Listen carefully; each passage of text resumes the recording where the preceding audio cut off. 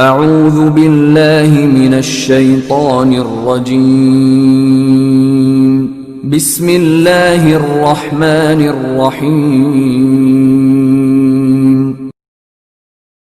وَلَقَدْ عَلِمْتُمُ الَّذِينَ اعْتَدَوْا مِنْكُمْ فِي السَّبْتِ فَقُلْنَا لَهُمْ كُونُوا قِرَادَةً خَاسِئِينَ۔ اور تم اپنے لوگوں کو اچھی طرح جانتے ہو جو سنیچر یعنی کہ سبت کے معاملے میں حد سے گزر گئے تھے، چنانچہ ہم نے ان سے کہا تھا کہ تم دھتکارے ہوئے بندر بن جاؤ۔ تفسیر: سنیچر یعنی ہفتہ کو عربی اور عبرانی زبان میں سبت کہتے ہیں۔ یہودیوں کے لیے اسے ایک مقدس دن قرار دیا گیا ہے جس میں ان کے لیے معاشی سرگرمیاں ممنوع تھیں۔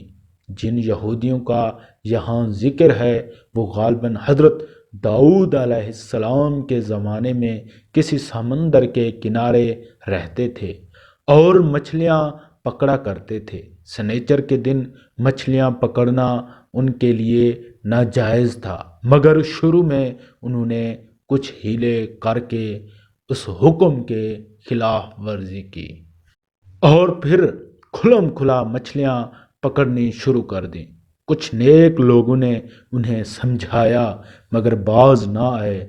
بالآخر ان پر عذاب آیا اور ان کی صورتیں مسخ کر کے انہیں بندر بنا دیا گیا۔